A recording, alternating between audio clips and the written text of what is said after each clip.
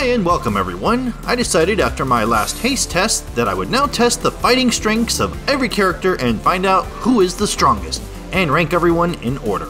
Let me break down the method I'm using and then using math to get my final answer. Yes Mom, I'm actually using math. And a quick note is that I'm playing with all maxed out characters using their ultimate weapons and on the PlayStation version. You can watch my Happy Birthday 25th Chrono Trigger and more video for why the PlayStation version. First off, I decided to pick 5 different enemies throughout the game. Starting with Gato from the Fairgrounds, a fossil ape from the Giant's Claw, Crater from Lab 16, a freelancer from the Donardo Mountains, I guess that's how you pronounce it. I've never been totally sure after 27 years. And last, Lavos himself, the first main battle with him. Of these 5 enemies, with each character I attacked 5 times each, but to make it even more fair, I counted only their normal attacks and not the critical ones. Since, especially with Ayla, after getting to level 96 and earning her Bronze Fist, she always inflicts 4 9s of damage with a critical attack. That's a sure winner right there already. And we're totally not going to use any of that data for these first rounds of battles. So with just normal attacks, 5 per character over 5 enemies, that comes to 175 battles or points of data to compare. It's taken me the last several days worth of hours and hours of battling to get everything I needed. Mostly everyone was straightforward, you get their normal attack or their critical one, except for Luca using her Wonder Shot, as the damage is totally random, kinda like a slot machine. Magus's attack goes up when an ally falls with his Doom Sickle, but I'm keeping everyone alive so I'm not using that type of data. I did notice something with Luca's Wonder Shot. She does seem to have a base attack number that when compared to everyone else's falls in around the 400 range of damage. I'll be using that as her normal attack. Sometimes it will fall in the 200 range and other times to the single or at best double digit numbers. And then it might double from the base attack up in the 800 range, and I've seen it anywhere from 1200, 1600, 1900 all the way up to the max of 2500. At that point, what part do you even consider her critical numbers? Luca along with Marl also have a secondary physical hitting the enemy attack, but I found that equals pretty much to their base attack numbers, so either way, it's cool. So let's get down to it, starting with Gato and working my way through all these attacks. Of course, one hit defeated him, so it was going back and forth a whole lot of times. I would try to remember and run the second the battle was over to skip his second singing part, but still, even when I didn't, I quickly maxed out on those 200 silver points you can receive. So, starting with Chrono, going through all the battles, at the end I added up all 25 times I attacked each enemy over the 5 times. I then divided that number by 25 to get the average number for an attack. If we go by the in-game battle stats between their weapons power, the attack power, and hit numbers, this is how everyone should stack up. Technically, Mara and Luca go by the hit numbers having projectile weapons, and that cannot be boosted through any type of tabs.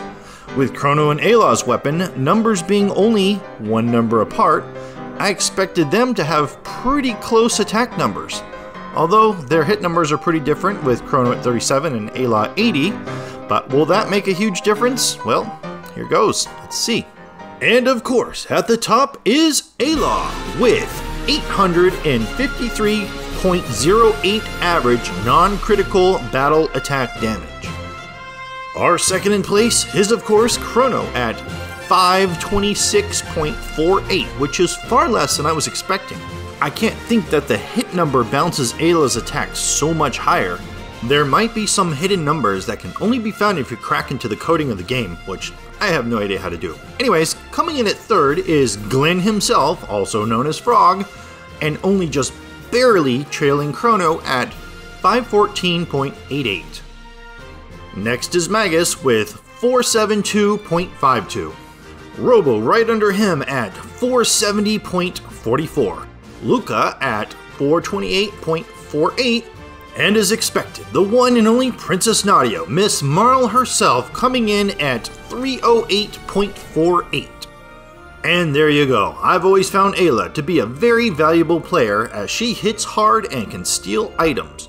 Chrono has always been my second for still hitting hard and has some very nice magic, and I do find that Luca's fire magic to be quite strong, and I usually pick her despite her attack being fairly weaker, and of course with her randomness she might get a good strong hit or an extremely low one, you never know. So for now, one last quick test, finding the average of everyone's critical attacks. But I only use the data of one critical attack per enemy of the 5, so it might not be perfectly accurate, but close enough. Of course, without even needing any data, is Ayla at number 1 with her extreme 9999. Second up this time is Frog with 1057.2. Flipped now from the attack is Chrono at third at 1042.4. Maybe if I were to get more data it would be different, but hey, for now, let's let Frog shine just a little bit.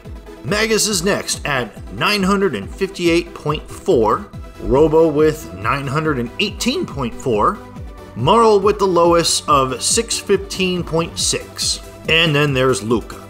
Her high-end numbers are just so all over the place it makes it really hard to determine. I suppose if I bumped everyone's weapon down by 1, we could get a more accurate number, but I don't feel like doing that right now. But with the numbers I did get for each battle, she came to 1,125. But those will completely change every time you record it anyways, thanks to her Wonder Shot. So there you have it, the complete breakdown of battle damage per character.